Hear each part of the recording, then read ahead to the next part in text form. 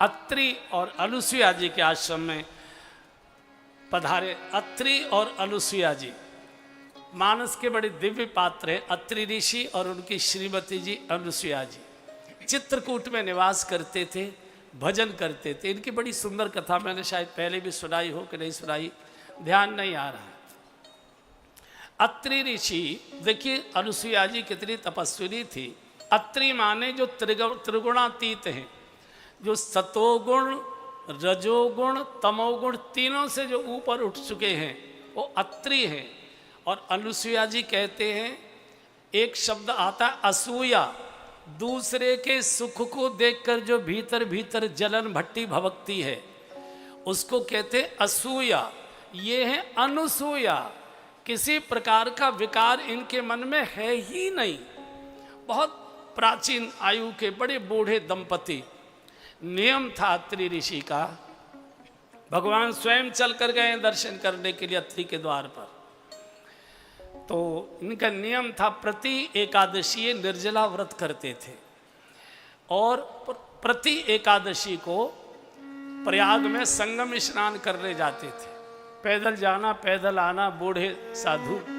जब ये बहुत बूढ़े हो गए तो एक दिन गंगा जी से प्रार्थना की अनुसुईया जी ने, हे माँ, मेरे पतिदेव का नियम है कि एकादशी को जब तक आपका स्नान नहीं कर लेते, फलाहार भी नहीं करते हैं, अब इनकी शारीरिक क्षमता ऐसी नहीं है कि इतनी दूर की पैदल यात्रा कर सके, आ सके, जा सके।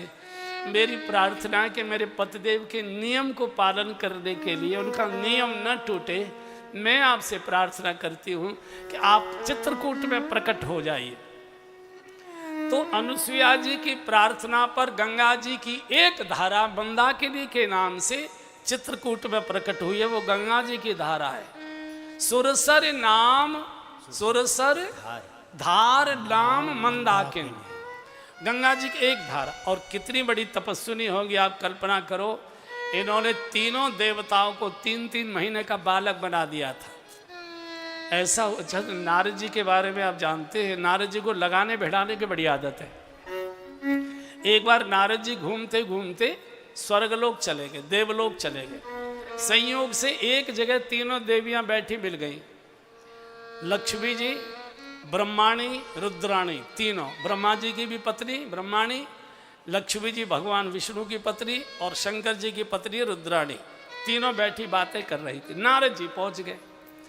नारद जी ने कहा, बड़ी भारी पतिव्रता बनती हो तुम, क्या पतिव्रता हो? पातिव्रत का तेज तो आजकल चित्रकूट में अनुसुईया की कुटिया से प्रकट हो रहा है। सूर्य भी जिसके सामने निस्तेज दिखाई देते, उन्हें जैसा कोई पातिव्रत का पालन करने वाला आज तक इस पृथ्वी पर न हुआ, न है, न होगा। और उनके पातिव्रत को कोई भी परिस्थिति डिगा नहीं सकती। सूर्य छोड़े आए, तीनों देवियों में ईर्ष्या पैदा हो गया। अरे हमसे बड़ी पतिव्रता कैसे हो गई, और ये कैसे है कि उसके पातिव्रत को डिगाया नहीं जा सकता। तो तीनों अपने अपने घरों को चले गए। ये सुन के नारद जी तो सूर्य छोड़ आए, तीनों अपने अपने घरों में रूठी बैठी थी। ब्रह्मा जी अपने घर गए, विष्णु जी अपने घर गए, शंकर जी अपने घर गए। तीनों की पत्नियां रूठी मटकी बैठी थी। कुछ बोले तो करें, ऐसे कर दें, ऐसे कर दें। अरे क्या हो गया?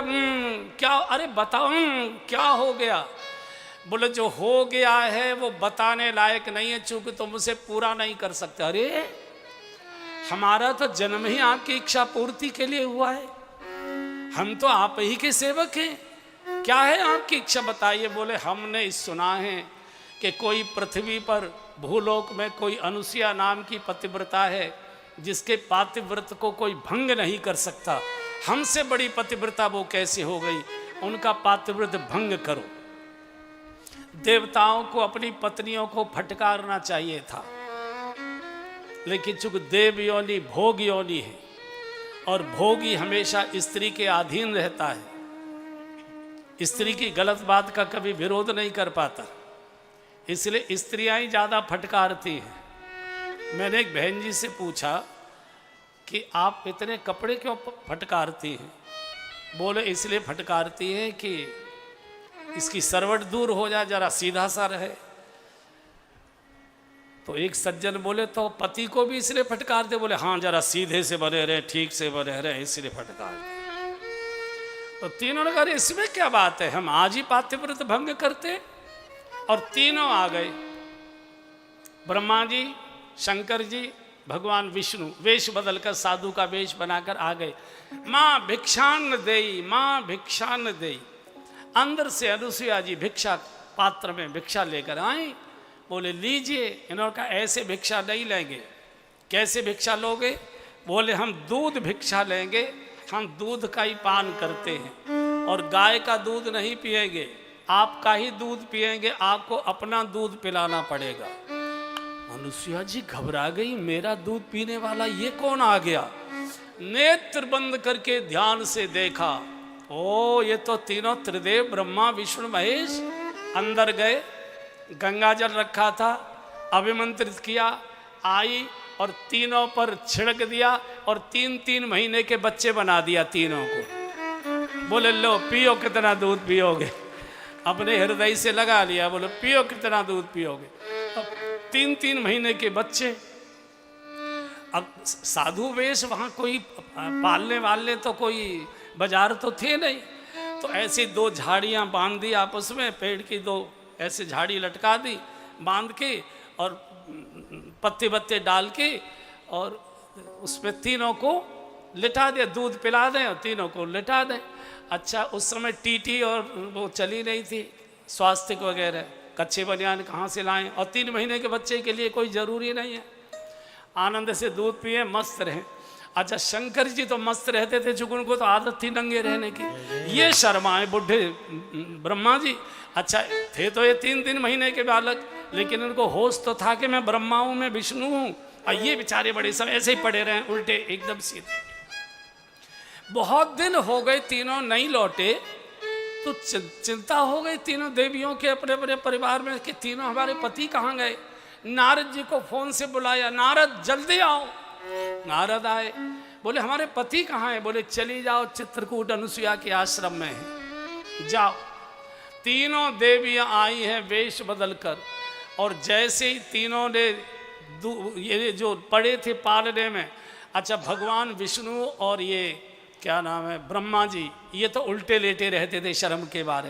शंकर जी तो नंग धड़ंग, उनको तो आनंद आता था, वो अपना उछल। तो जैसे ही छम छम की आवाज़ शंकर जी को आई और शंकर जी ने पालने में से उचक कर देखा, कौन आ रहा? तीनों की देवियां धीरे से बोले भगवान भगवान ब्रह्मा जी, तीनों की घरवाली आ रहे, उल्टे हो गए, एक दूसरे के बगल में सिर छुपा लिया और औंधे हो गए, उल्टे हो गए, ऐसे पड़े हुए हैं, बिल्कुल ऐसे मुंह छुपा लिया।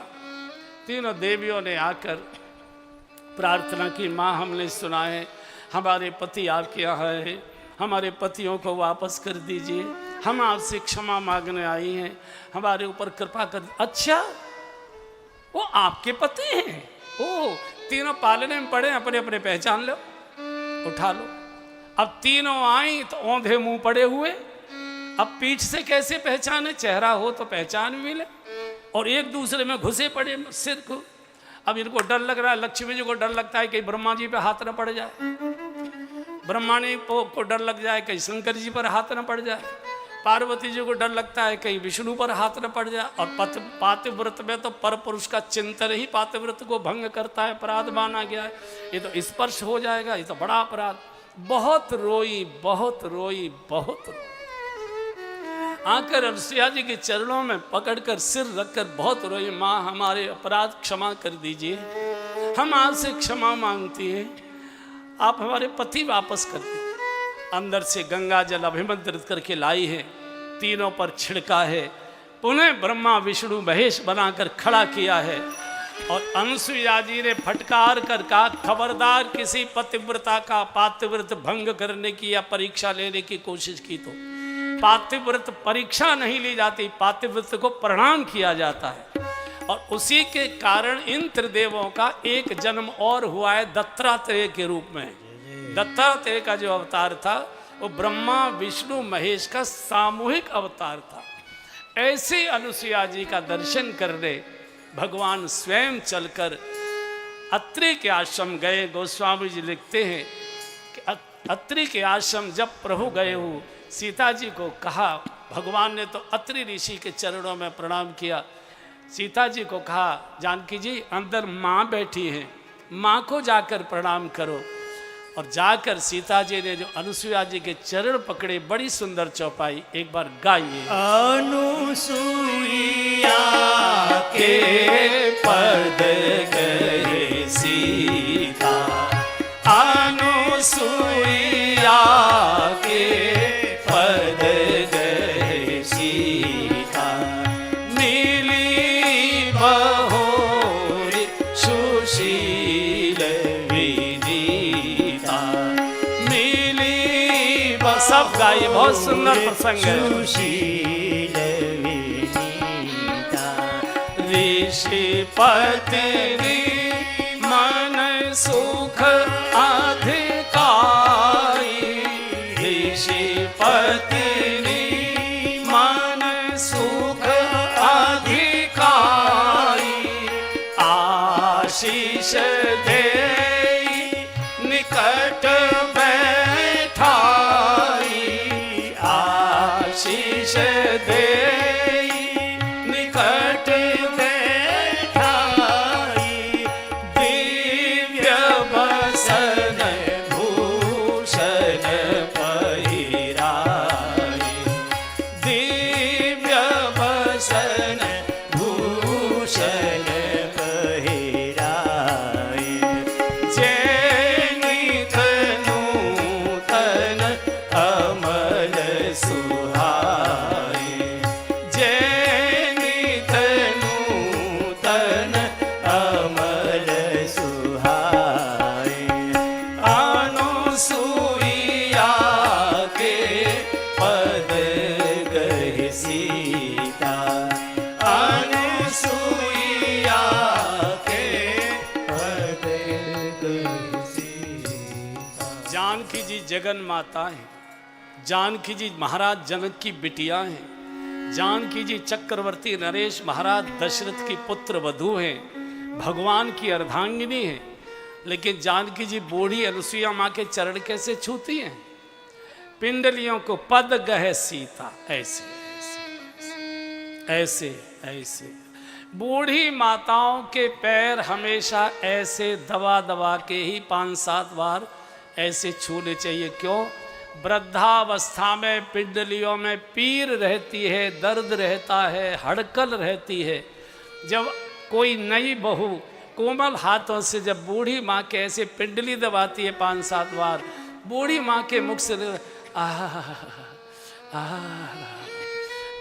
कितनी राहत लगती है। इसी में से आशीर्वाद निकलता है। आजकल तो ऐसा लगता है जैसे पेट में सिर मारेगी क्या, एकदम देखा है ना, एकदम झटके से उसकी बुढ़िया के पेट को ऐसे दब करते, बुढ़िया पीछे सरक जाती है, पेट फोड़ा गया है मेरा। हमेशा हमेशा पैर ऐसे ऐसे दबाए। आशीर्वाद मांगे नहीं जाते बंधुओं, आशीर्वाद बटोरे जाते हैं, आशीर्वाद अपनी झोली में भरे जाते हैं। आशीर्वाद तो बह रहा है चरणों से, पिता के भी चरणों से, गुरु के भी चरणों से, माँ के भी चरणों से, लेकिन हमारा पात्र ही उल्टा हो चुका है। हम झुकने को तैयार नहीं है, आशीर्वाद की भीख मांगते घूमते रहते हैं, भिखारी ही बने रहते हैं, कभी आशीर्वाद नहीं। बहुत आशीर्वाद। बूढ़ी माँ के आंखों से आंसू आगे, बिटिया जानकी तूने नारी धर्म की रक्षा कर, धीरज धर्म मित्र अरुणाई, धीरज धर्म मित्र अरुणाई, आपद काल परखियहि चारी, आपद काल परखियहि चारी, वृद्ध रोग वश जड़ धन ही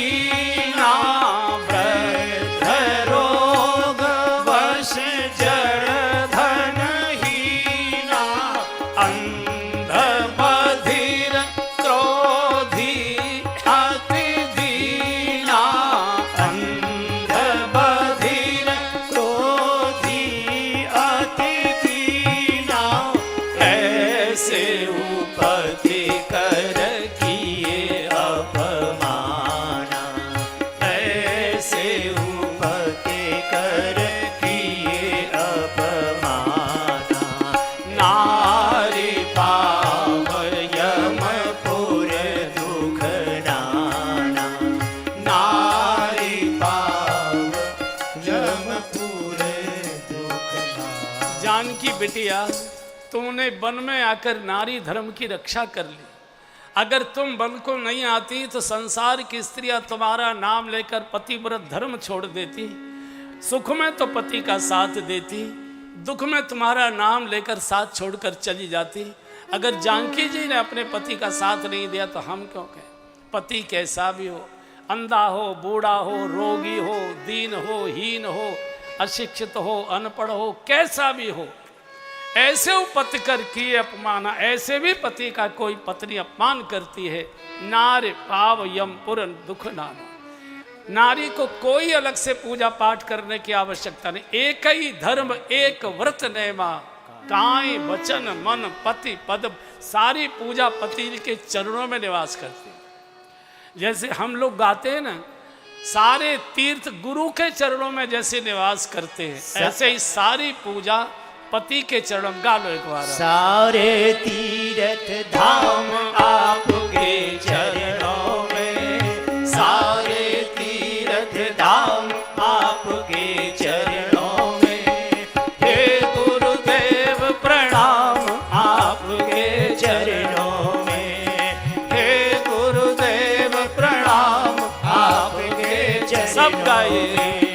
सारे तीर्थ धाम आपके चरणों में, सारे तीर्थ धाम आपके चरणों में।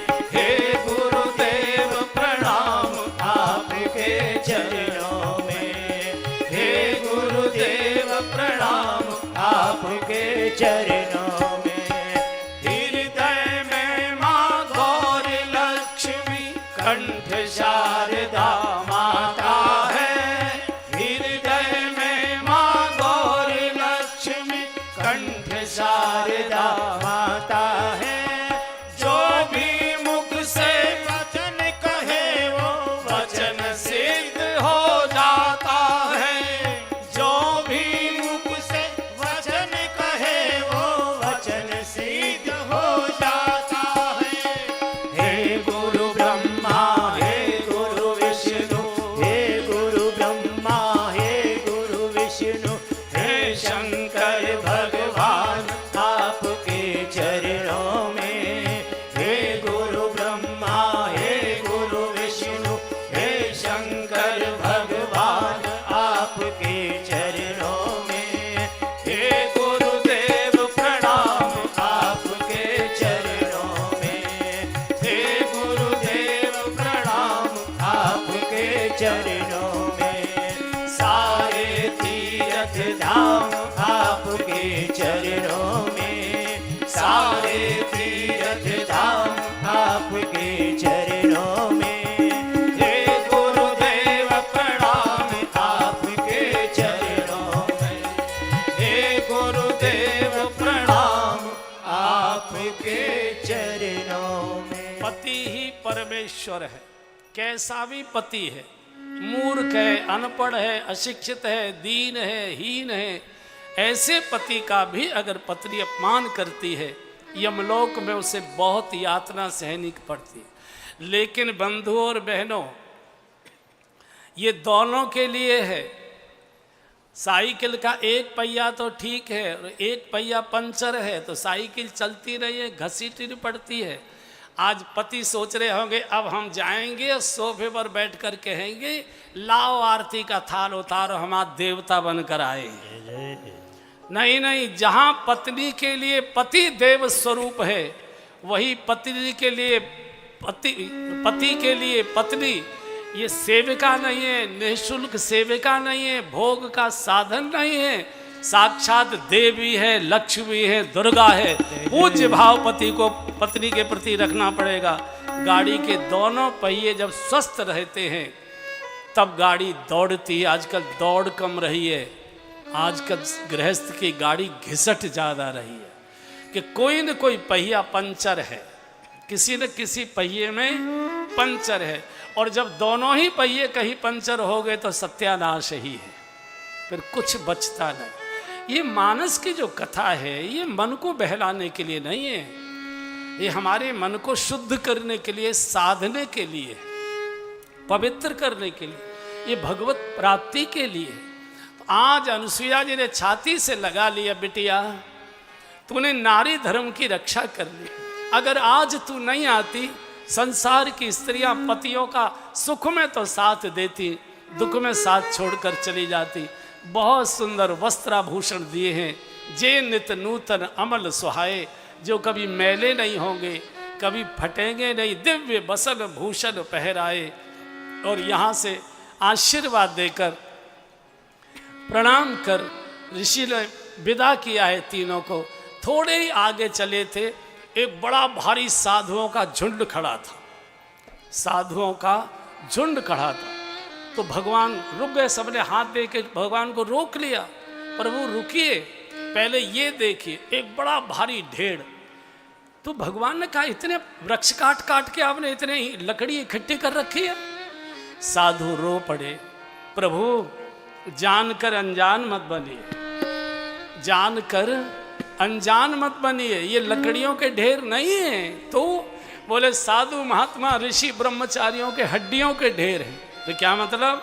बोले राक्षसों ने हमारे साधुओं को, ब्रह्मचारियों को खा खा कर, सेवादारों को खा खा कर, उनकी हड्डियों को ढेर हमारे आश्रमों के द्वार पर लगा दिए। प्रभु हम प्रतीक्षा कर रहे थे आपके आगमन की, आप आ गए, हमारी रक्षा करो। भगवान ने देखा, प्रभु के नेत्र सजल हो गए। अस्ति समूह देखि रघुराया, अस्ति समूह देखि रघुराया, पूछी मुनि लागे अति दाया, पूछी मुनि लागे अति दाया। हाँ निशिचरनी कर सकल मुनि खाए, निशिचरनी कर सकल मुनि खाए, सुनि रघुवीर नयन जल छाए, सुनि रघुवीर नयन जल छाए, अस्थि समूह देखि रघुराया। साधु महात्माओं की हड्डियों के ढेर को देखकर प्रभु रो पड़े। मेरे पिताजी के राज्य में साधु महात्माओं की ये दुर्दशा। रो तो उसी दिन गए थे भगवान, जिस दिन विश्वामित्र जी आए थे भगवान को मांगने के लिए। राजन असुर समूह सतावहि मोहि, असुर समूह सब गाइए। सतावहि मोहि, मैं याचन आयहु न प्रतुहि, मैं याचन आयहु न प्रतुहि, अनुज समेत देहु रघुनाथा, अनुज समेत देहु रघुनाथा, निशिचर वध में होव सनाथा, निशिचर वध में होव सनाथा। जिस दिन विश्वामित्र जी अयोध्या राज भवन में आए हैं और दशरथ जी ने कहा, ऋषिवर आज्ञा करिए, आप कैसे पधारे? आप अचानक का कारण न कहीं जाते हैं न आते हैं, कई कारण आगमन तुम्हारा। विश्वामित्र जैसा महापुरुष रो पड़ा, दशरथ जी के चरणों में गिर पड़ा। राजन, जैसे कोई छोटा बच्चा खेल कर आए और रोते रोते माँ से लिपट जाए, मम्मी मम्मी, मोहल्ले के बच्चे मुझे बहुत परेशान करते, बहुत सताते। जैसे माँ बच्चे को छाती से लगा लेते, बेटा चिंता मत करो, मैं डांटूंगी, मैं फटकारूंगी, मैं उनके पिताजी से शिकायत करूंगी। आज भगवान की वही दशा हो गई। बोले नहीं, मर्यादा का पालन करते हैं प्रभु। कह सकते थे पिताजी साधु को अपनी सुरक्षा के लिए भीख मांगने आपके द्वार पर आना पड़ा, आपका कर्तव्य बनता है कि अपने राज्य का भ्रमण करें आप। लेकिन दशरथ जी कभी अयोध्या के राजभवन के बाहर जा ही नहीं पाए। कारण क्या था? कारण ये था कि 750 रानियां थी दशरथ जी के। ये 3 रानियां तो प्रधान थी, कौशल्या जी, कैकेयी जी, सुमित्रा।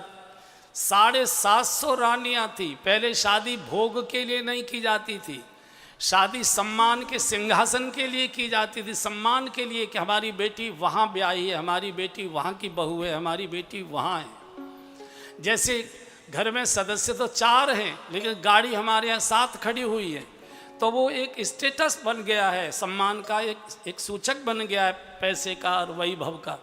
ऐसे ही उस समय ये एक सम्मान सूचक था। भगवान डांट सकते थे लेकिन प्रभु मर्यादा पुरुषोत्तम है। भगवान ने उसी समय खड़े खड़े विश्वामित्र जी के सामने अपने राजभवन में पिताजी वगैरह सब थे, मन में 2 संकल्प कर लिए। पहला, एक पत्नी के साथ विवाह करूंगा, क्योंकि जिस आदमी की 750 रानियां हो, अब आप कल्पना करो साल में दिन कितने होते हैं? 364 या 365, और रानियां कितनी हैं? 750। कितने दिन में मिलने का समय मिलता होगा? ऊपर के जीने पे चढ़े तो नीचे वाली चीखती होगी, नीचे बैठे तो ऊपरी वाली चिल्लाती होगी। जा ही नहीं पाए, राज्य की दुर्दशा देखे ही नहीं पाए। तो भगवान ने पहला निर्णय लिया, एक पत्नी के साथ विवाह करूंगा। उसी समय से एक पत्नी व्रत चला है भारत के अंदर, मर्यादा पुरुषोत्तम के द्वारा ये शुरू किया। दूसरे, भगवान जानते थे बड़े बेटे को ही राजगद्दी दी जाती है, मेरा ही राज तिलक होगा, प्रभु जानते थे। भगवान ने तय कर लिया कि राजगद्दी स्वीकार करने से पहले पैदल मैं अपने राज्य का भ्रमण करके आऊँगा और देखूंगा कि मेरी प्राथमिकताएं क्या क्या है, राज्य की स्थिति क्या है, जनता किस रूप में रह रही है। इसलिए भगवान ने जानबूझकर वनवास की रचना कराई थी विधाता से कि एक बार हमको 13-14 साल वन में घूमने दीजिए, ताकि मैं राज्य का अध्ययन कर सकूं, समस्याओं का अध्ययन कर सकूं। तो आज जब ऋषियों ने ये कहा कि हड्डियों के ढेर हैं, भगवान की भुजाएं फड़क गई, मेरे पिताजी के रहते और साधुओं की ये दुर्दशा कि राक्षसों ने मार मार कर खा खा कर उन्हीं के आश्रम के बाहर ढेर लगा दिया है। भगवान ने दोनों हाथ खड़े करके प्रतिज्ञा घोषित कर दी, निश्चरहीन करो मैं भुज उठाए प्रणकीन, सकल मुनन के आश्रमन जाए जाए सुखदीन। धैर्य रखिए, प्रतीक्षा करिए, अब आपको मेरे पास आने की आवश्यकता नहीं। मैं एक एक कुटिया जाऊंगा, एक एक आश्रम जाऊंगा, साधु के एक एक द्वार पर जाऊंगा, धैर्य प्रदान करूंगा, और जब तक इस पृथ्वी से राक्षसों का विनाश नहीं कर देता, अयोध्या लौटकर वापस नहीं जाऊंगा। निश्चरहीन करो मैं भुज उठाए प्रणकीन, सकल मुनिन के आश्रमन जाए जाए सुखदीन। भगवान ने अपने अवतार के उद्देश्य की घोषणा कर दी। गोस्वामी जी ने तो लिखा है कि जब जब हो ये धर्म के हानि, जब जब हो ये धर्म के हानि, बाढ़ी असुर अधम अभिमानी, बाढ़ी असुर अधम अभिमानी, करही अनिष्ट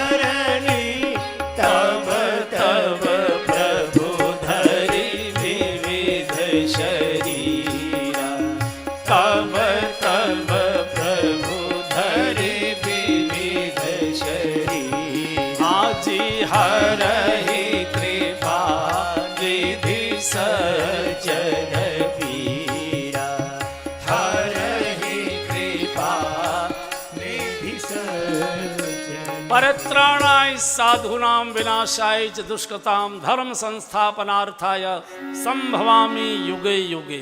भगवान ने अपने अवतार के उद्देश्य की घोषणा ऋषियों के सन्मुख घोषित कर दी है। निश्चरहीन करो मैं भुज उठाए, मैं हाथ उठाकर घोषणा कर रहा हूं, पृथ्वी से एक एक राक्षस को समूल नष्ट नहीं कर देता, अवध वापस नहीं जाऊंगा। निश्चरहीन करो मैं भुज उठाए प्रणकीन, सकल मुनिर के आश्रमन जाए, मैं स्वयं कुटिया कुटिया जाऊंगा, सबको आश्वासन दूंगा।